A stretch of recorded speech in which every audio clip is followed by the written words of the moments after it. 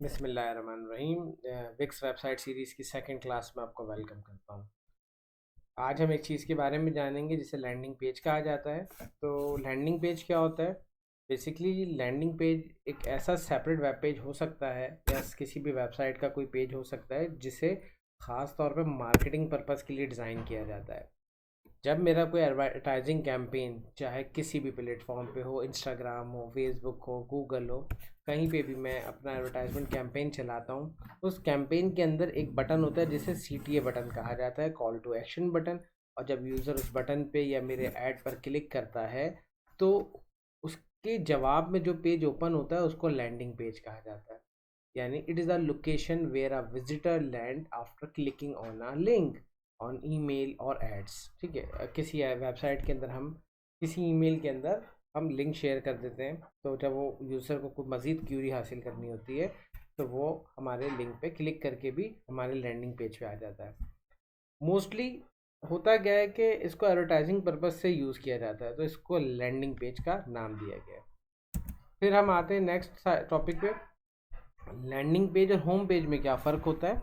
Web designing के अंदर जब हम किसी भी डोमेन को टाइप करते हैं या किसी वेबसाइट को खोलते हैं, ओपन करते हैं, तो सबसे पहले जो पेज ओपन होता है उसको होम पेज कहा जाता है। होम पेज के अंदर एक पूरी वेबसाइट का समराइज फॉर्म होता है जिसमें कंपनी की थोड़ी सी कुछ डिटेल्स होती हैं, कुछ मोटिवेशनल बातें होंगी कंपनी के हवाले से। इसके साथ ही साथ अगर मैं बात करता हूँ मज़ीद इसमें, तो इसके अंदर जो है कंपनी की जो है प्रोडक्ट की डिटेल्स भी शो हो रही होती है, कस्टमर के टेस्टिमोनियल्स भी आ रहे होते हैं और नीचे क्विक लिंक्स शो होते हैं जिससे आप उनके मखसूस नेविगेशनल टॉपिक पे जा सकते हैं। अच्छा, नेविगेशन के एक टॉप पे भी एक बार दिया होता है, एक बड़ा सा बैनर भी हो सकता है, स्लाइडर्स भी हो सकता है, डिपेंड करता है कि वेबसाइट किस तरह की होती है। तो होम पेज में जो है allow visitor to complete a variety of goals, यानी मुख्तलिफ़ किस्म के गोल्स होते हैं। अगर आपने कांटेक्ट करना है तो कांटेक्ट के पेज पे जाएं, कंपनी के बारे में जानना है तो अबाउट अस के पेज पे क्लिक कर सकते हैं, और प्रोडक्ट्स देखनी है तो प्रोडक्ट के बारे में भी जान सकते हैं। नेविगेशनल के जो ऑप्शन हैं मल्टीपल होते हैं, मल्टीपल पेजेस के लिंक हो सकते हैं। कॉल टू एक्शन बटन, तो एक छोटे छोटे बटन्स होते हैं जिस पे आप क्लिक करके अब डायरेक्टली किसी प्रोडक्ट या किसी पेज की तरफ रीडायरेक्ट हो सकते हैं, तो इसको कॉल टू एक्शन बटन कहा जाता है। तो ये मल्टीपल होते हैं, उसमें हो भी सकते हैं, नहीं भी सकते हैं, डिपेंड करता है कि वेबसाइट की फ्रॉम और टाइप क्या है। फिर इसके अंदर जो कंटेंट यूज़ किया जाता है, क्योंकि होम पेज है, होम पेज का इंप्रेशन बहुत इंपॉर्टेंट होता है, तो क्या करते हैं कि इसमें इंफॉर्मेशनली कंटेंट होता है, गैर ज़रूरी बातें बहुत कम की जाती हैं। बाकी जो डिटेल है, अब कंपनी कब बनी, क्या है क्या नहीं है, इससे यूज़र को इंटेंशन डिटेल नहीं चाहिए, यूज़र को उसके यूज़र नहीं चाहता, उसके बारे में एक अलग से होम पेज बनाया जाता है। कंपनी का मिशन क्या है, विजन क्या है, इससे एक आम और जनरल कस्टमर का कोई वास्ता नहीं होता। जनरल कस्टमर सिर्फ प्रोडक्ट से दिलचस्पी रखता है, फिर उसके बाद अगर वो मालूमात हासिल करना चाहे तो वहाँ पे इसको देख सकता है। अब हम बात करते हैं लैंडिंग पेज की। तो लैंडिंग पेज को किसी ख़ास मकसद से बनाया जाता है। ख़ास मकसद से मीन्स, अगर मैं किसी मोबाइल का ऐड डालता हूँ फेसबुक पे, यूज़र जब क्लिक करेगा तो उसे स्पेसिफ़िक उसी मोबाइल की डिटेल नज़र आनी चाहिए। अगर मैं उसको किसी और पेज पे गलती से रीडायरेक्ट कर देता हूँ तो फिर वो आपका लैंडिंग पेज के अलग हो जाता है, लैंडिंग पेज से मुताबिकत नहीं रखेगा, तो लोग क्या करेंगे, मेरे ऐड को जो है बंद कर देंगे। मेरी वेबसाइट पे खैर वो जो उनको प्रोडक्ट नहीं मिलेगा तो उसको फिर छोड़ सकते हैं। नेविगेशन के स्टेप कम होते हैं इसमें। Call to action button depend करता है कितने देने होते हैं, कितने नहीं देने होते, लिमिटेड होते हैं। और फोकस्ड ऑन कन्वर्जेशन, इस पर जो है फोकस किया जाता है, जिस बात के लिए पेज बनाया गया है, जिस बात के लिए ऐड बनाया गया है, सिर्फ उसी बात के ऊपर ज़्यादा से ज़्यादा बात की जाती है। ठीक है जी। तो लैंडिंग पेज के एक्सपीरियंस के बाद अब हम आते हैं अपना वेबसाइट पेज पे। तो विक्स के ऊपर अकाउंट कैसे क्रिएट करते हैं? तो सबसे पहले मैंने wix.com ओपन किया। ओपन करने के बाद मैं गेट स्टार्टेड पे क्लिक करूँगा।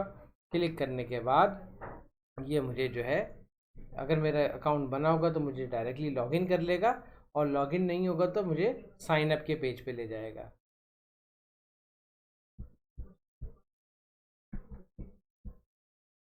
देखें, मेरे पास साइन अप का पेज ओपन हो चुका है, और साइन अप के पेज में मुझे यहाँ पे फर्स्ट टाइम अपना ईमेल डालना है, सेकंड टाइम ईमेल डालना है, और उसका जो पासवर्ड मैं रखना चाहता हूँ वो दोनों चीज़ें मैं यहाँ रख सकता हूँ।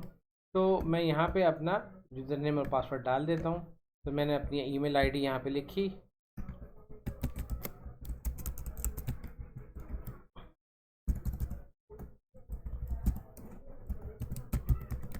ठीक है जी, और इसी को मैं कॉपी कर लेता हूँ और इसको यहाँ पेस्ट कर दिया मैंने।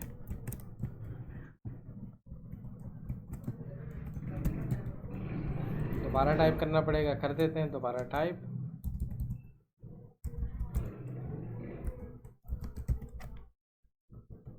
ठीक है जी, पासवर्ड मैं यहाँ पे एक चुन लेता हूँ।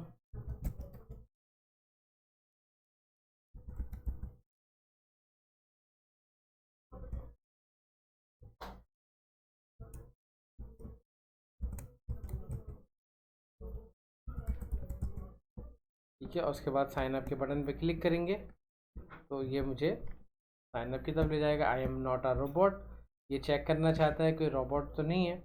बेसिकली ये मालवेयर वगैरह चेक करने के लिए यूज़ किया जाता है। इस पर टिक कर दिया और अब मैंने इसको साइन अप के पेज पे क्लिक कर दिया। ठीक है, और मैं अगर अपनी अपनी मेल चेक करूँगा तो इसकी मुझे एक ईमेल भी इसकी तरफ से मिल सकती है। ठीक है, wix.com, वेलकम टू wix.com, मेरे पास मेल आ चुकी है विक्स की। और उसके बाद मैं यहाँ पर क्लिक करूँगा और क्लिक करने के बाद मैं अपना पासवर्ड डाल के इसमें लॉगिन हो जाता हूँ। ठीक है जी, मैंने यहाँ पे अपने आप को लॉगिन कर लिया।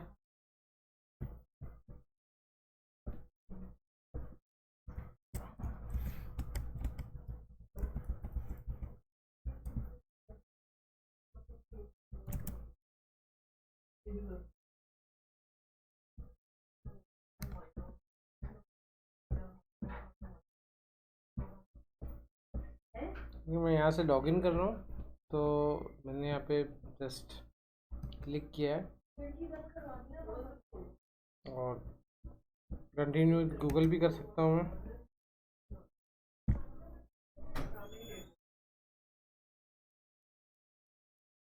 ठीक है जी, you have already have an account, तो वो कह रहा है कि आप लॉगिन करो भाई। तो हम यहाँ पे इसको, अकाउंट हमारा बन चुका है, लॉगिन करने के लिए जाते हैं।